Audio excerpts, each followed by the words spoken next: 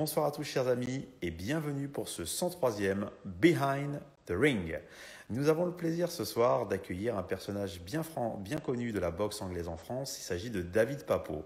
Originaire de Loire-Atlantique, il est triple champion de France professionnel et également champion continental WBA. À son palmarès, 24 victoires et 1 nul.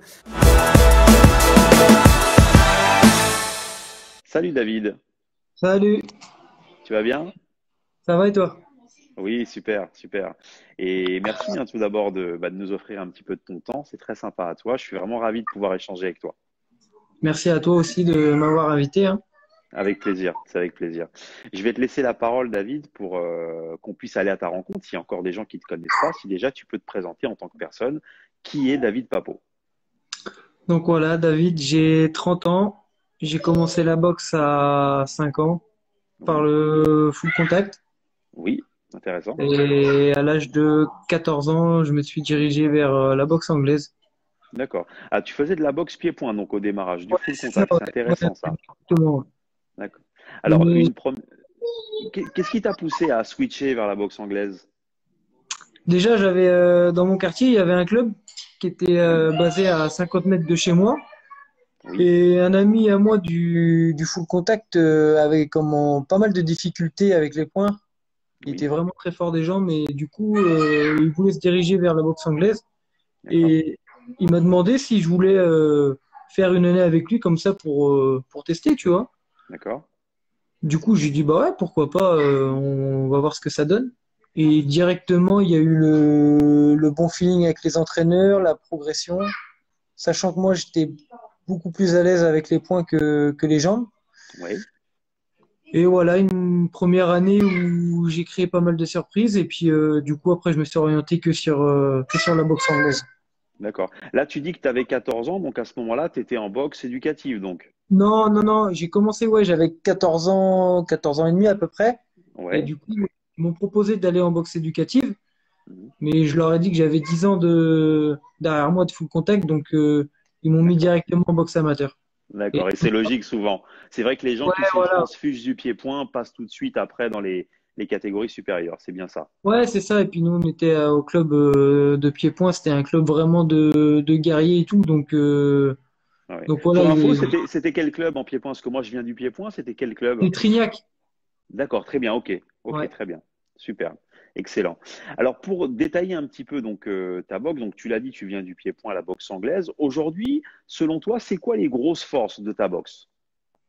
Le coup d'œil, je pense. Le coup Oui, d'œil et l'intelligence du ring. ouais, d'accord. Voilà, Intéressant.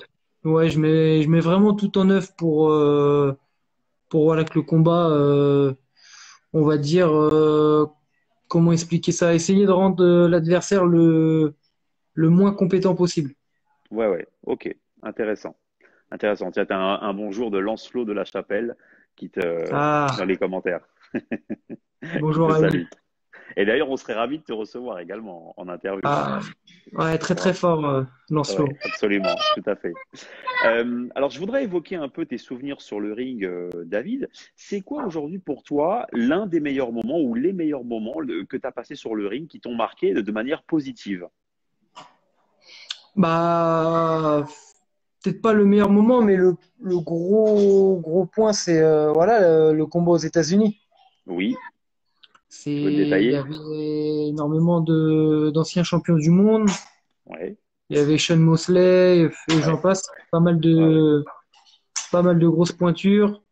Après, voilà, boxer aux États-Unis, quand j'ai débuté la boxe, c'était un rêve. Quelque chose, bien sûr. Donc voilà, après, j'ai pas fait le combat idéal, malheureusement, Mhm. mais voilà, déjà, il y a eu un objectif d'accompli. Ouais, et c'est pas, et comme je dis souvent, c'est pas tout le monde qui a le chance de se produire aux États-Unis. Donc déjà, tu en fais partie, c'est déjà énorme pour le coup. Ouais, C'est voilà, déjà en plus, super. c'était au Hall of Fame, donc Ouais, on sait que c'était quelque chose d'impressionnant. Donc, non, franchement, j'en garde du positif. un bon souvenir pour toi. Alors, et je voudrais savoir également, dans tous les boxeurs, donc en pro que tu as boxé, c'est quoi le combat plus dur que tu as fait? L'adversaire le plus dur que tu as rencontré? Le combat, on va dire je pense que c'était contre Fouad El Massoudi. Oui, avec très rugueux, Fouad. Ouais, voilà, exact. Ouais, C'était mon troisième championnat de France. Ouais, Et après mon premier championnat de France, on m'avait vendu un peu de rêve en me disant que j'allais faire l'Europe directement. ouais, Donc j'ai fait un deuxième. Et le troisième, concrètement, j'étais pas motivé comme il mm, fallait. Donc et j'ai pas pris Fouad à la légère du tout, mais par rapport à ces combats, en fait, je m'attendais pas à ce combat-là. oui. Et voilà, j'étais pas prêt, on va dire, à 100% du tout, donc mentalement et physiquement. Donc voilà, j'ai gagné, mais ça m'a servi de leçon, on Et va dire. c'était d'accord. C'est grosse expérience, effectivement, où tu l'as pas pris à la légère, mais il t'a forcé à faire un gros fight. Ouais, carrément, voilà. Ouais, c'est ça. Mais j'ai pas fait le combat du tout qu'il fallait. Et puis, Mm. mais voilà, ouais, ça m'a très bon gars, ça m'a vraiment servi pour l'avenir. Pour la suite, absolument, c'est Ouais, cool. carrément. C'est cool. Alors, je voudrais revenir un peu donc sur la période compliquée qu'on est en train de traverser. Donc, on en sort maintenant de cette histoire de Covid. Comment Mm. toi, tu as vécu cette année depuis mars 2020? Qu'est-ce que tu as ressenti et comment tu t'es organisé d'ici là pour te maintenir? Bah, on va dire que le premier confinement, voilà, c'était l'entretien. Oui, Donc voilà, 2 mois, juste un peu de footing, tout ça. Mais bon, on va dire que niveau alimentation, j'avais complètement lâché. mm, On savait vraiment pas où on allait. Donc voilà, je suis monté haut. Et du coup, sorti du confinement, comme mon promoteur m'a dit qu'ils allaient organiser directement. d'accord, Directement dans le créneau où on savait concrètement que ça allait après l'été refermer, tu vois. bien sûr, Donc, ouais, ouais. donc voilà, ils ont organisé ça en 40 jours. Donc tu m'as dit, faut être prêt, voilà, faut qu'on se prépare très très vite. Donc gros régime et puis on a réussi à organiser quand même en plein mois d'août avec le Covid qui était toujours Ah là. ouais. Donc C'est déjà une avec, prouesse, hein, de pouvoir organiser dans ces conditions, c'est vraiment fou, quoi. ouais, avec du public en plus, Ouais, ouais, c'est beaucoup. reçu du public, tout ça. Donc ouais, franchement, chapeau au club d'avoir Ouais. organisé quelque chose comme ça déjà. Et c'est vrai que depuis juillet donc 2020, il y avait la première organisation là, du Cirque Borman qui avait été relancée et on avait vu pas mal d'organisateurs réussir à faire des galas avec du public, mais c'est vrai que ça s'est fait en un temps record. Il y a beaucoup de gens qui se sont mobilisés et ton club en fait partie notamment. Ouais, exactement. Et il y a, il y a pas beaucoup de clubs qui ont réussi à organiser avec du Ah ouais, public et autant de monde. Nous, on a fait guichet fermé, on a refusé du monde bien sûr. carrément. Parce que les gens, il n'y a plus rien. Donc, Bah ouais, ils t'es voulaient voir du nous, spectacle, exactement. exactement. Donc, Ouais, en plus, on est une ville où le tourisme l'été, ça marche bien. c'est énorme. Donc, non, franchement, c'était un très beau gala. Et puis voilà, un combat franco-français. Donc, c'est toujours cool. C'est bien. Et je rappelle aux gens que tu es originaire donc de Loire-Atlantique, c'est ça, donc La C'est ça, Baule, ouais. Saint-Nazaire, tout ça. Voilà, je suis de Saint-Nazaire, mais maintenant je suis dans le club de La Baule. La Baule, exactement. Tout à fait. Alors pour parler un petit peu donc de l'avenir, donc tu as une date là qui est prévue donc mi-juin. Mm. On voudrait voir un peu donc dans quelle disposition tu es. Donc l'adversaire est intéressant. Raconte-nous un peu ce fight, comment il s'est organisé et qu'est-ce que tu en penses à l'idée de remonter sur le ring en juin. Bah, comme j'en parlais avec mon club et mon promoteur, je arrivé à 30 ans, je veux vraiment des combats, on va dire, vraiment voilà, difficiles où on connaît pas le vainqueur avant le Hmm. combat. Indécis. Souvent, exactement, souvent en France, on Ouais, connaît souvent malheureusement. le vainqueur. C'est vrai, C'est c'est vrai. chiant même C'est pour le dommage. public. Ouais, ouais. Ah ouais. Faut pas s'étonner qu'on n'a pas de public en France parce que les combats sont pas assez serrés sur le papier. Hmm. Donc voilà, Ah, on mais tu le cherchait dis. une grosse opportunité.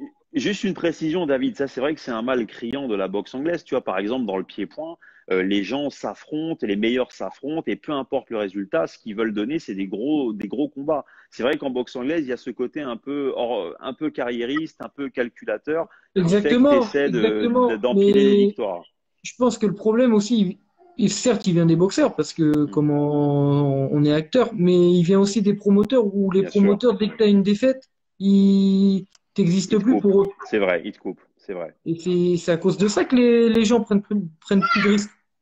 C'est vrai. Si Et demain on voit un boxeur qui a 5 6 défaites mais qui s'engage avec un gros promoteur parce qu'il a des défaites, on va dire, voilà, serrées et exactement. Donc là, tout le monde va aller au casse-pipe, on va dire, pour C'est boxer. vrai. Mais là, tu as une défaite, on t'oublie du circuit. Alors que Bah pas oui, du c'est tout. ça. C'est vrai qu'il y a un petit effort à faire hein, du milieu de la boxe anglaise, notamment au niveau des promotions ou même des clubs, des entraîneurs pour pouvoir suivre les Ouais. boxeurs. Même que c'est pas parce que tu as perdu que tu es fini, bien au contraire, c'est souvent, ça permet souvent de rebondir. On l'a vu dans plein de cas. Exactement. Plein Plein de de cas. cas. Ouais. Est-ce qu'il y a est-ce que tu te fixes des objectifs avec des personnes en particulier? Est-ce qu'il y a quelqu'un que tu aimerais boxer particulièrement dans les échéances à venir? Bah, en France, avec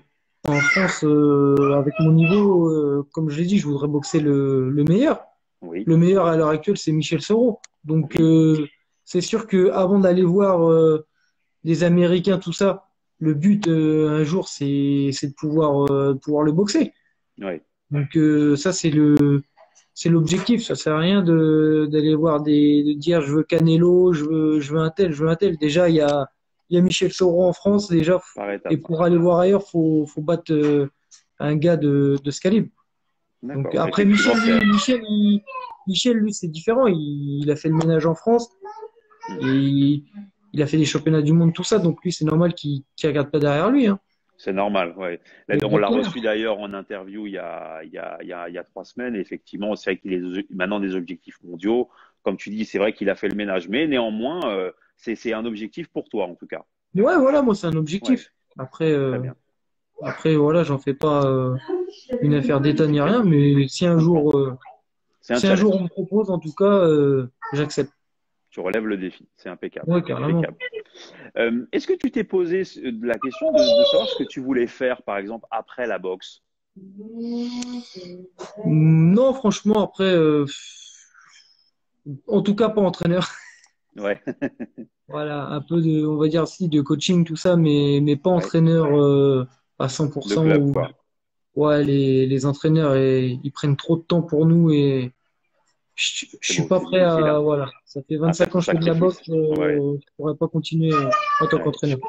Je connais bien ça. Et c'est vrai qu'on peut aussi saluer par ce message l'engagement de tous les entraîneurs et des formateurs qui font beaucoup pour les boxeurs, loisirs ou les pros. C'est vrai que Ouais, c'est c'est énorme. très important. En C'est tant que très bénévole, important. c'est énorme, c'est énorme. Ouais, Franchement, tu mets la vie de famille de côté complètement. c'est Donc chaud. franchement, non, chapeau à eux.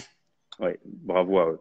Est-ce qu'il y avait, quand tu démarrais la boxe ou même quand tu as progressé, est-ce que tu as eu des sources d'inspiration? C'était quoi les boxeurs dont tu appréciais le style? Moi, j'ai toujours aimé Floyd Mayweather. Ouais, Après, mon problème un peu, c'est que je me focalisais sur, on va dire, le meilleur boxeur de ma salle.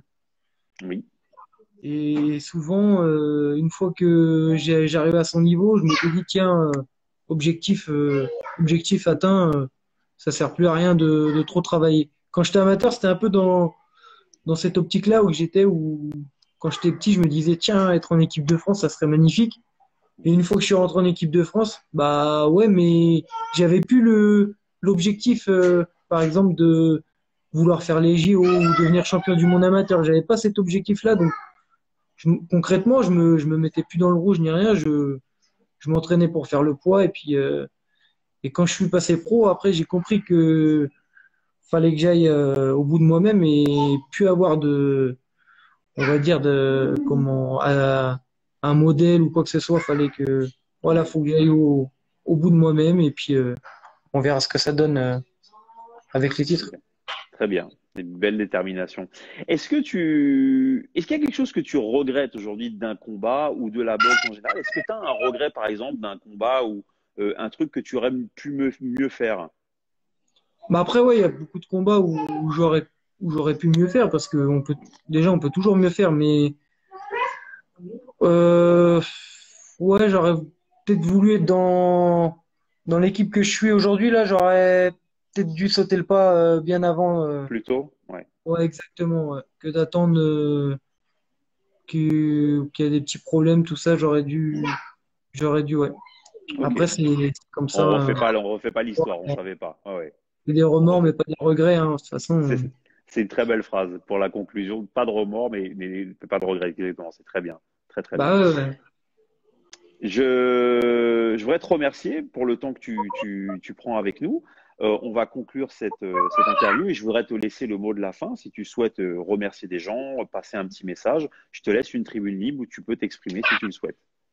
Bah, merci déjà à mon club qui met tout en œuvre pour le 11 juin parce que voilà, en cette période difficile, c'est vraiment compliqué. Donc, on a eu la chance on a la chance que ça réouvre le 9. Donc voilà, on est chanceux sur ça. Donc, merci au club de tout mettre en œuvre, même pour mon titre qui arrive contre le Russe.